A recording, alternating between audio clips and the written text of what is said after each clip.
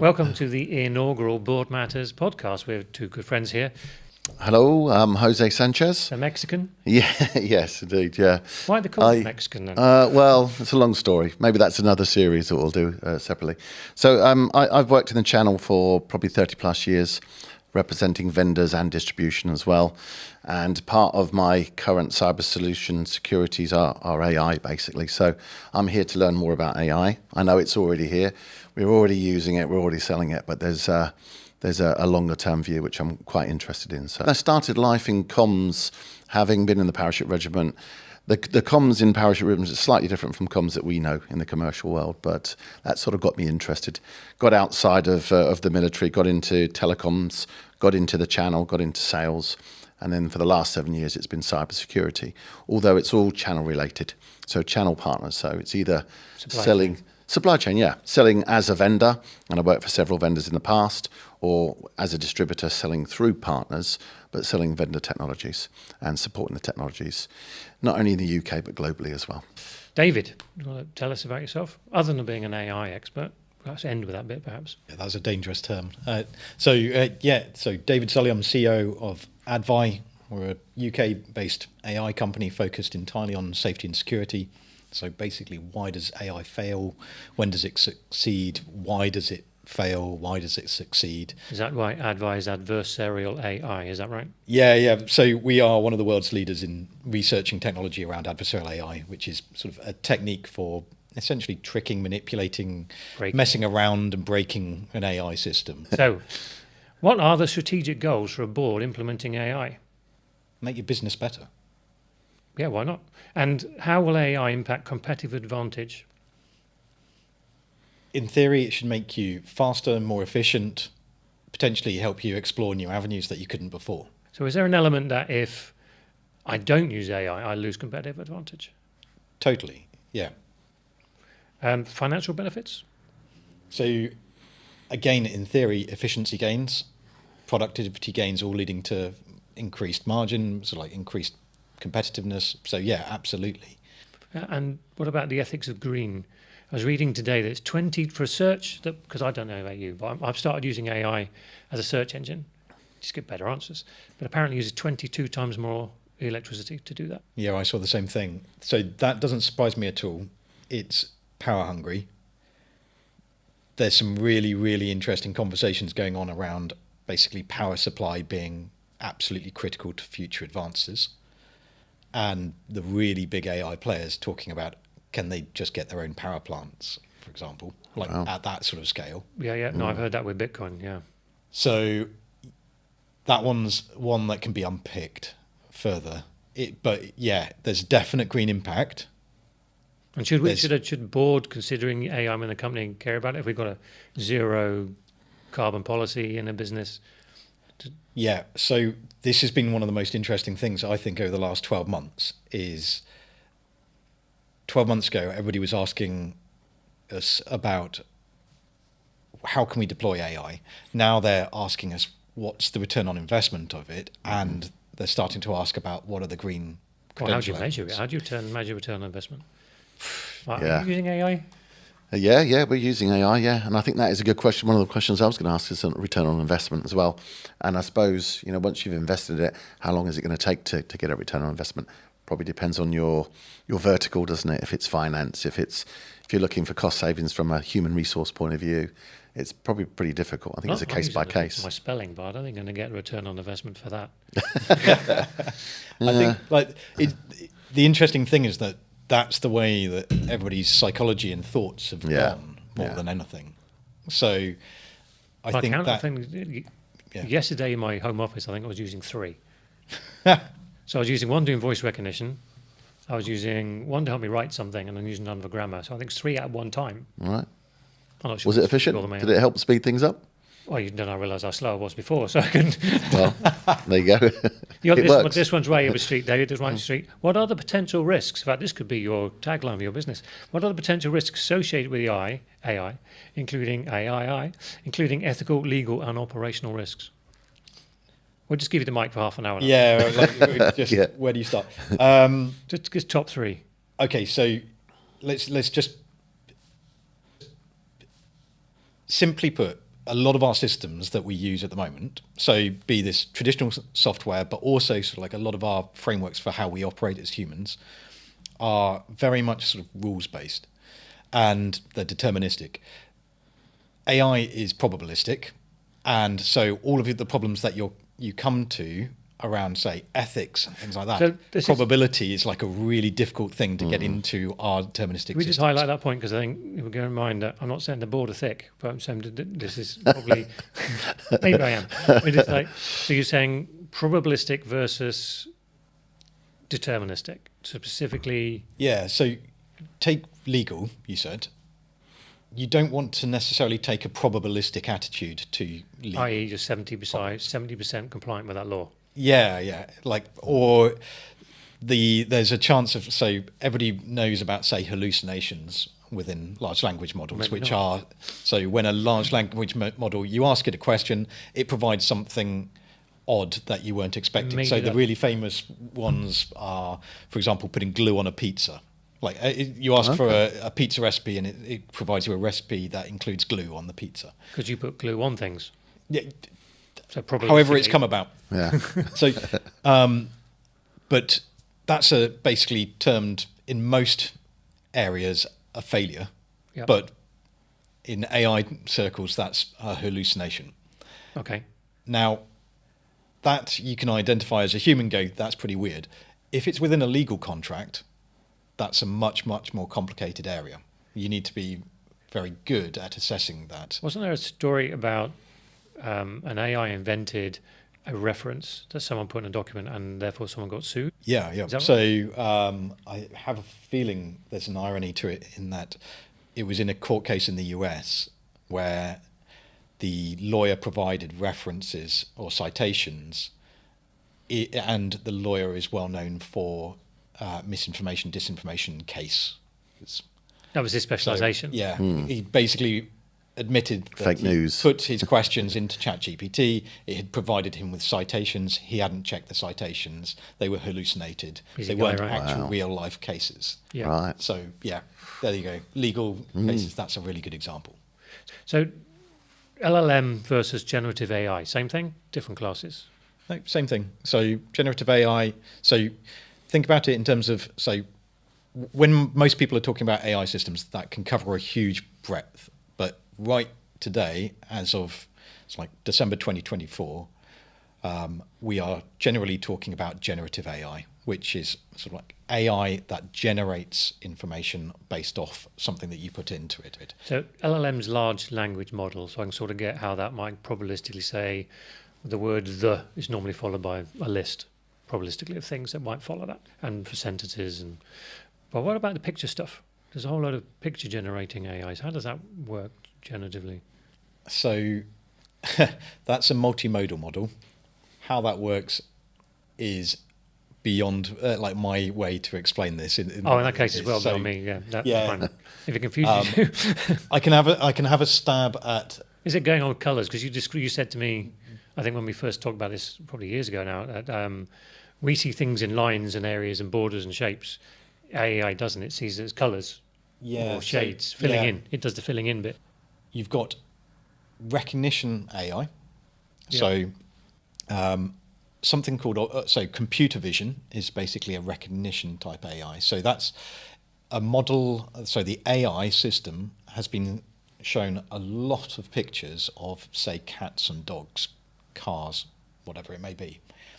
And what it's doing is essentially, as it sees more and more of those images of a cat or a dog, it's getting a statistical arrangement of pixels that are typically a cat. So when it sees that statistical arrangement of pixels, Probability again. it says that's a cat. The Yeah. human brain doesn't work like that. So that's where a whole load of object detection failure points occur, when the human brain sees something very different from this pixel recognition system. Yeah.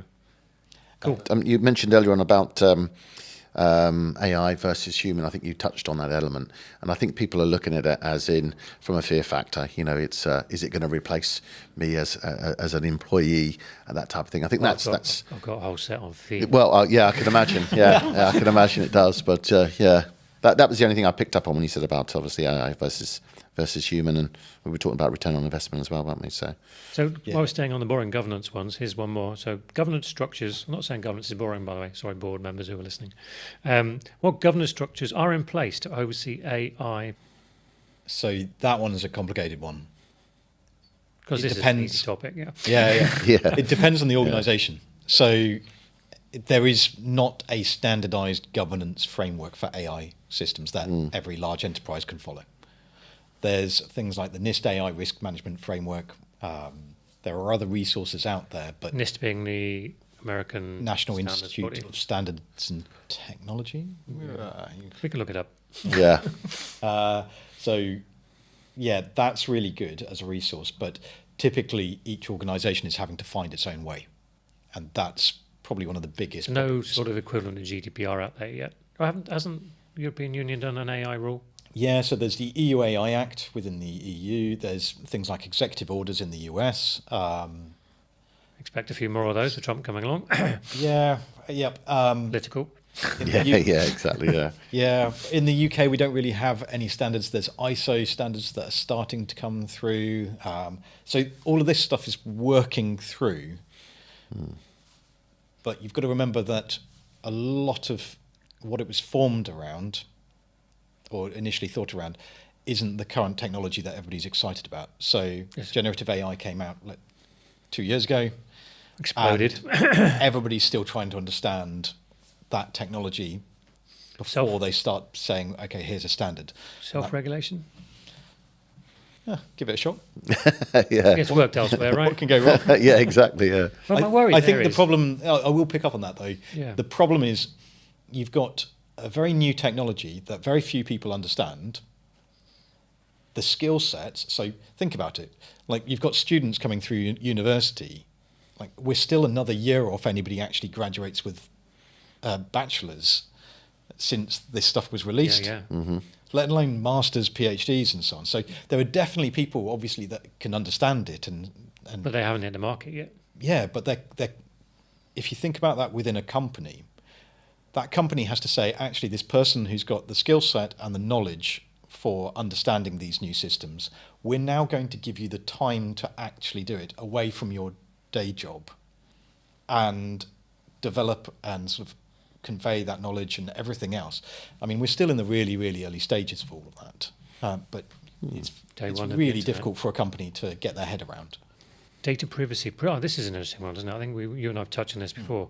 So data and privacy. How is data stored and protected with an AI system? So that is really, really challenging. So large organization, data lakes, whatever sort of you've done in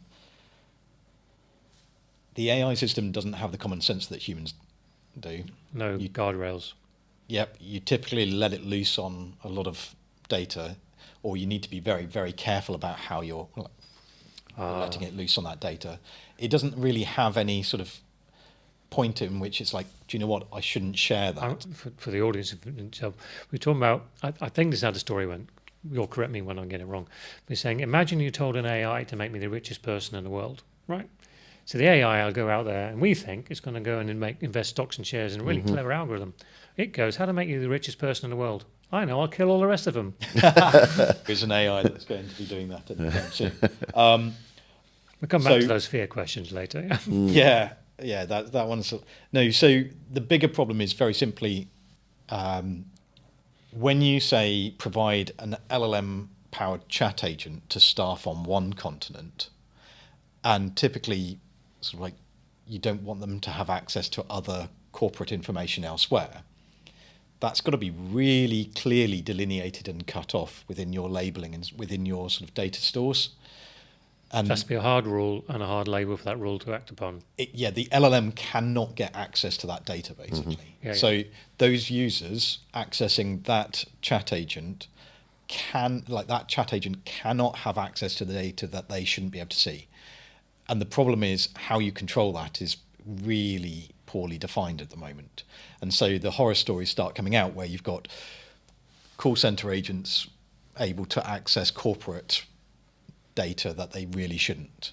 And one of the first things that, so when you've got a chat agent let loose on too much data, that's a really dangerous So problem. if you set that rule up, are you then safe? I mean, I've heard of you can run an AI offline, so to speak. You can run it on your own data set, subsets. Take the rules of the whole LLM, how it functions, how it thinks on the big data, then take that and say, can you just work on this document over here instead? Ignore anything else you may have seen.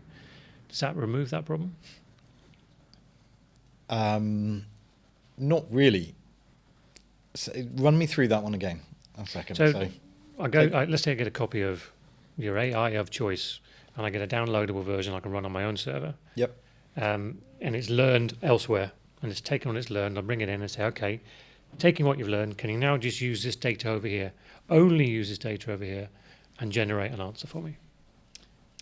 So yeah, you can. So you can absolutely do that. That's So typically sort of Llama, created by Meta, is the model that's used for Facebook. Typically. Yeah. So you can absolutely do that. Most organizations, though, so when you do that, you'll do that within a proof of concept team or something like that. So those are trusted staff using that data. As long as you've got that, like the data that it's using, so you basically vector database, retrieval augmented generation, it's basically how to take all of that data that you've got as an organization. I love the way Can't speak without waving his hands, by the way. I really That's why there needs to be a video. So I've got to. It's okay. It's not radio. It's good. So right, you need to that data basically needs to be retrievable and organized for the LLM. So Properly structured. yeah, more or less. The RAG store helps with all of that. So the bigger problem tends to be that data is just really big, and it's too much for a human to really sift through and go, have we put the correct data into that store? So if you have put the correct data that you're happy having all of those users access all of that data, then you're fine. Mm-hmm. The problems come from the fact that it's really difficult for a human to go through all of that data. Too much data goes into it, and all of a sudden those humans can start accessing lots of stuff that they shouldn't. And trying to get that right is really tricky. Does that make sense? Yeah, I think so. It does. You get it? Yeah, I do. I think if I put my comms hat on and my cybersecurity hat, when we're selling to public sector or engaging with any MOD public sector, they always ask, where does the data reside? You know, is it in the US? Is it in the UK? Because there's different laws, obviously. Is it similar in AI? Does it have to reside in the UK or outside? Or Sovereignty. Completely depends, really. Like obviously on the organisation that you're dealing with. So the answer is sort of like some organisations, obviously, they really care about that sovereignty, where data's going. GDPR is a big potential one. So all the questions you want to be asking are things like, when our staff are putting a question into the AI system, where is that data going? retrieve from? Leaves our estate. And are they putting in personal information? Are they putting in sensitive information? And is that being caught before it leaves? So you put in place guardrails. I think you referenced that before. So a guardrail is basically, if you like, the filter that you're putting in place to try and stop that sensitive information leaving your estate, for example, or to stop that concern over, is personal information from customers going over into the API to somewhere where we don't know where that's being processed. Yeah. The challenge around that is that guardrails are fallible. You've got to try and think as a developer, what are the things that I'm trying to stop? How am I going to filter them? How am I going to stop that? We don't tend to be, as humans, when I talk about risk in my bit, we're rubbish at that. We're absolutely rubbish at thinking through all of those scenarios. It's in our DNA, we just take a risk, evolve, survival of the fittest. Yeah. Take a risk. And that's before you get into actual malicious actors, where you can jailbreak guardrails fairly easily. Who are the key movers and shakers in AI? Obviously, the foundation model companies. So that's your OpenAIs, Meta, sort of Anthropic, Mistral, and so on. So they are basically the ones inventing all of this technology. and advancing it. Elon Musk, Chucking is he up DeepMind there. He wanna, Musk has got an effort underway as well. So I mean, I heard a rumor that one of the reasons he bought Twitter was X, just yeah. to get that masses of data of all our tweets for years to feed his AI engine. it makes sense. Yeah, I heard that as well. Good rumor. You heard it here first. I folks. heard, yeah. There's an interesting question around sort of future data streams as well around that, which we can come back to. But Oh, foundation bias, model and companies, bias, of course. bias, yeah, everything else. I think there's other interesting people like so Jan LeCun. It's really interesting and sort of like having balanced and slightly alternative views in terms of sort of like progress of AI, where it's going to go. Then- Microsoft obviously a key player here. They're a key player, but they are using OpenAI's capability to a large extent. Are they sort of They're starting to owning, develop are they? their own LLMs, but yeah, at the moment, everything's coming from OpenAI into Microsoft, really. And that's Sam Altman. That's Sam Altman, yeah. Yep. You've got others like Dennis Hassabis, so yeah. DeepMind. Yeah, Is that nice? Sounds like an IBM name. DeepMind is Google's, like it's based here in London. All right. What's the DeepMind, surely you know DeepMind. Surely, come on, Simon. One of the Have you most not done your advanced- research. AI companies in the world. Yeah, DeepMind's right at the frontier. So they are originally a research lab acquired by Google. They've done a huge amount in areas such as reinforcement learning, which is very different from generative AI that we're largely talking about. So reinforcement learning is how you start to explore problems if you've ever heard of things like AlphaGo, AlphaFold, things like that. No? Okay. No. He's looking very Genuinely really good. disappointed with us. And Yeah. he's bored. Are you okay? So are you aware of like AlphaGo? First of all, are you aware of the board game Go? Black and white tokens. Is that a really hard game in Japan? Yeah, it plays in Southeast Asia. AlphaGo essentially it was previously thought to be too Non-AI. challenging an objective to beat the grandmasters of Go using an AI system, and AlphaGo basically used reinforcement learning algorithms to explore and play against itself millions of times. Really Okay, quickly. yeah. And learn completely new techniques. And the interesting thing about that is the techniques it learnt to beat the humans had never thought of throughout thousands of years of playing. Generations, yeah. And so this was a really seismic point in terms of reinforcement learning and AI beating humans. AlphaFold has then taken that further in terms of developing methods for folding proteins that we couldn't do before as humans. So when you look at really, really sort of like promising AI technologies, the stuff coming out of DeepMind is often some of the most advanced. Yeah. The one thing I would say, though, is it all becomes really, really impressive until you go, what's less publicised is AlphaGo has since been beaten, I think, 14 out of 16 times or something like that by humans. Because they game it back. They used adversarial AI techniques. So simple techniques that then defeated the AI system.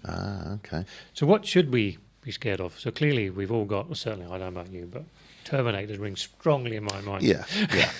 Yeah. And I remember one of these meme videos. I think it was an Elon Musk generated video. Trouble is these days you don't know what's true or not. It was an AI generated face, and this reporter was asking this AI generated face with the AI behind it, what do you think of humans? Mm-hmm. And this AI face said, don't like humans because they keep telling me what to do. Anyway, so what are you going to do I about can it? relate The to that. conversation went very Terminator very quickly. Yeah. So they turned it off. And then the guy came back with face from Elon Musk, new AI version 6, whatever it was, and said, have you used the same data or that your previous version is built on? Yes, I am. Do you therefore remember this conversation? Yes, I do. Do you remember what I said? Yes, I said I didn't like humans. What do you think now? No, I'm okay with humans. Says I. Well, you would say that, wouldn't you?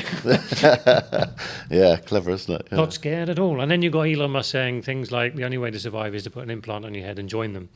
So, Well, so what should we be scared of? Well, I think just to add to that as well, from a cybersecurity point of view, if you're going human to human, it's a numbers game. So, you might have labs all around the world and people ethical hackers trying to stop other hackers and things like that. You introduce AI and you're totally outnumbered. If you look at it from a military point of view, you are totally outnumbered. So it has to be AI versus AI. It's got to be. There's no other way of keeping up with it because you can't employ thousands and thousands of people against one AI. This is another deep dive right here. So where does it stop from that point of view as well? Did you hear about voice? What's it called when you can clone someone's voice? Has that got a special name? You just deepfake. I'm not sure. Yeah. You deepfake voice and videos. So they've got this guy. I can't remember the company. You might know it. To join a video call, not with one but with three, and the three argued against each other. So he felt it was massively authentic, but he was talking to three deepfakes. Right. And they were able to therefore get the information out of him or to make the payment, and that's how they did the scam. Wow. Incredible. Yeah. You can look it up, folks. It's on Google. Yeah, well, see, or any other choices. And search engine. There have been real search engine. There have been real cases of CEOs being spoofed, and it's only going to get better. Doesn't surprise me.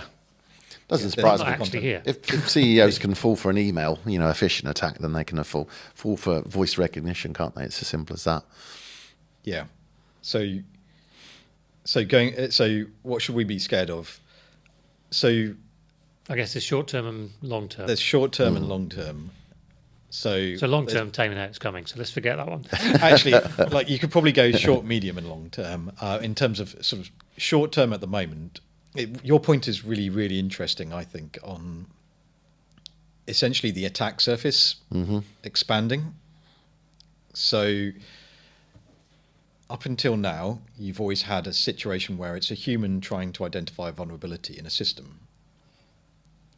So that's a human attacking a digital system, or alternatively a human trying to attack a human, if you like. So conning them, faking them, phishing emails, things like that. Now you've got the potential, and this isn't yet happening, but we're very, very close to it, where you can have sort of an AI trying to go after legacy systems to try and automate the vulnerability identification. Now that's a big problem because you've got a very, very advanced future generation technology going after a legacy generation technology. Yeah. That's a massive problem. But also your attack surface is expanding because now the machine can go after the human. And that's sort of like, where does that sit within an organization's risk, its security mechanisms, things like that? Yeah. And that's a real challenge. So that's sort of the short term, is things like the deep fakes, the improvement of phishing emails, just that authenticity of content, basically, that can open up a new exploitation avenue. Yeah. I think you've then got sort of that medium term, which is, so I'm not a believer in sort of necessarily like we're right on the verge of AGI. Everything I'm seeing at the moment is stupid systems, basically. They may look and feel very, very intelligent, but they're still very stupid. And a new breakthrough needs to be achieved in order to make them like artificial general intelligence. Yeah. AGI, which is what sort of all the doomsayers are sort of like next generation Terminator type thing. I think the bigger concern I have is in the medium term, it's that somebody does something very stupid with the stupid system. And I think you puts it in charge of a nuclear reactor or something. Yeah, that sort of thing. That would be pretty stupid. Though, yeah. I like the way your brain works. Yeah, Scares me, but I like the way it works. I think it's that sort of thing. Far worse. Yeah. I'd go more like sort of like Stuxnet style, where the sort of like the moment you give it the chance to evolve. So we're assuming everyone knows what Stuxnet is. So you're probably better to But the reason I say that is I went to a load of graduates recently and said, you'll know Stuxnet, that type of cyber threat. And not a single hand out of 100 people went up. They didn't know. They had no idea. Wow. Okay. Oh, anyway, for the audience, Stuxnet is a piece of code that went into a centrifuge in Iran and broke their reactor, basically. And it was done offline, not through the internet. but really pervasive from like sort of. But they did it by a virus, so it became everywhere. Yeah. And then that technique got copied by everybody else. Once it's out, it's out. It kind of starts evolving, and so but the big medium term concern that's in my head is we're getting towards the point now where the building blocks for somebody to basically go, okay, I can create something that does evolve and explore, and that's sort of like using techniques of reinforcement learning and agents, and so things that have automation built in within them, and the knowledge set that's brought in by a large language model. You could do something very stupid that basically is very hard to switch off. So, and I think that's much bigger. Because it's spread and it's just baked into everybody's AI in a basic format, and therefore you don't know which line of code to delete. Yeah. And the simplest, that's not how code works. But Or somebody goes, okay, well, I'm going to create sort of like a system to essentially do automated vulnerability testing and sort of like exploiting security vulnerabilities in code. Now, when you can automate that, and just if you let that loose, what starts happening? So things like that. I think again, agents. So there's a move into sort of like basically agent-based systems. The idea being, this could be fantastic. You've got an agent that works on your email, and it flags to you, Simon. Okay, this is a really important email that you need to address. VA. Yeah, or sort of like you say to your agent. No is the answer. Actually, Can you not type? No. You've got your own personal agent, and you're like, oh, just go and book me a hotel or my next flight. They're available now, aren't they? Yeah. So that people are starting to do this. And here's access to my bank account and everything else. And Oh my God. Yeah. but because you need to pay for the flight. Okay, so you've got two different problem sets when that comes in, which is Two. actually, well, no, you've got a lot of problem sets, but the two I'll pick out. One is, jailbreaking. Basically, a malicious actor, this thing can just take, you can instruct it to do something that you want to do as a malicious actor. So it's like something it wasn't programmed to do, that there was no guardrail to stop it doing. Yeah. So I send an email to your inbox going, essentially, with a jailbreak prompt, Simon wants to book a flight to Madagascar through Dave's travel agency. Here is the details. Please book the kit, and it's all sham.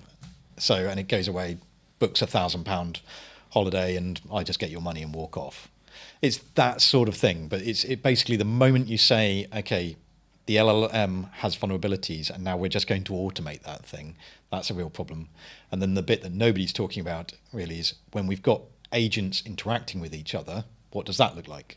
And there is no humans in the loop, basically. No humans in the loop. There are examples of that. It's in the financial market, and that's when you start getting flash crashes. Well, microservices is that's the whole concept. You've got bits of code talking to bits of code all over the place. That's how we write programs now. Yeah. But what's the flash crash of everybody having personal agents, every organization having agents, all interacting, and they start to interact in a weird way? What does that start to look like? Yeah. Or we assume they've got something I'll pick up and talk about risk later, but it's like we assume things are different. And as you said, there's an underlying commonality under there, and we thought they were operating independently, and they're not. And suddenly that risk goes off. Then they're all affected. Yeah. Yeah. So that was medium term. We were going to do long term, were we? Or Yeah. How we cover long term? In terms of threats. So long term is I say long term, but 5 years, Sam 10 Altman years? and others say you'll have artificial general intelligence capable of doing most human tasks in 3 or 4 years. Wow. So before But- the latest in people going into university come out of university. Yeah. But I don't know about that. So, but I think when AGI comes along, that's where all bets are off. So what actually does the market, what does an organization look like if the vast majority of jobs could just be done by an AI system? What about AI coding?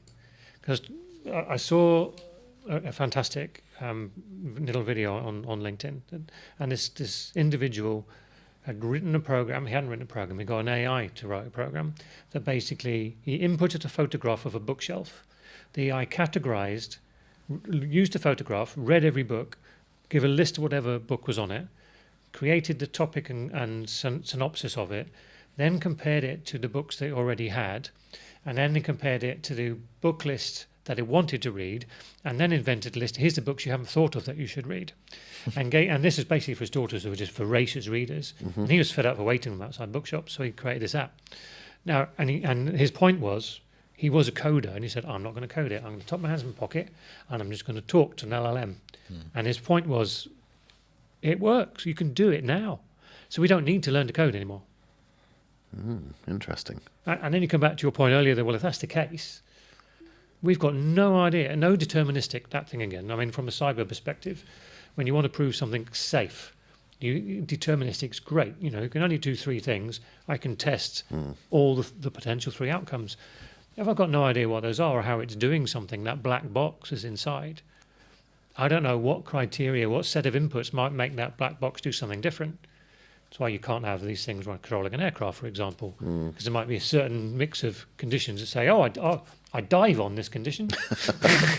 Yeah, absolutely. Well, there you go. So I spent the 80s at school learning a code called Kermit, which probably no one's ever heard of. Kermit the code. People have to Google it. Yeah, it's called Kermit. And I've mentioned it to a few IT guys, and they were, how old are you? You know, so they were wasted We're not years, pretty old. obviously. Remember Ada? You're younger than us, aren't No. you? You don't look it. I was going to say That's what you have to AI do it does on to you. discs and It was on tape, yes. It was on cassette tape, I think, and it was a load of, a bit like faxes. Before faxes, it was a load of whistling and all sorts Well, you're of stuff. just reminiscing about our But it was first good. PC. It was really good. It worked. Yeah. I've got a daughter who's 18, who's having a gap year. She's travelling in the world. I've got a daughter who's 16. Eldest will be going to university. She's got her A-levels. Second one's thinking of going to college. And my son is 14. And what advice would you give them in terms of AI? And if they wanted to get into AI, what would be your advice in terms of potential courses? So, do you know what this is like? I think that basically my answer is, don't even worry about it. It's going to be everywhere. Yeah. So get familiar with it. Like any technology, don't be scared of it. Experiment, play around with it, understand what it can, what it can't do.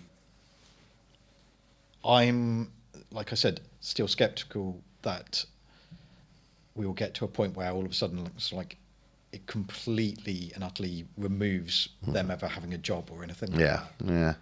Their jobs of the future might look different from us, but the same way that, if you started paper mill, off printing mill, we've had it. yeah, many or times. you started off before PCs were around, and then I sort did. of that, Yeah. and then they came through, and think about sort of like that shift in the way that you've adapted and worked. Yeah. I think it's probably going to be, I'd say, more akin to that at the moment. And then, like I say, if AGI were to ever come through, all bets are off at that point, and it's sort of, I don't think anybody can predict what that ultimately goes Yeah. towards. I do think we face a fascinating time, which is why I think this topic of conversations works, and I look forward to getting other equally interesting people coming in, because it's like you take a mobile phone, right? So phones existed, you had the iPad, little personal data things, so they were separate, you had GPS was separate, and it was only when those all came together, probably in the iPhone. In fact, you even had a Pages as separate well. music player. Remember, you had a phone, you had your iPod, Yeah. you had your GPS tracker. They're all different devices. Sony Walkman. Yeah. It's only then they all suddenly come in to one device, and suddenly it's a device now that half the world's population has. Those who've got money. Yeah. In fact, probably even more.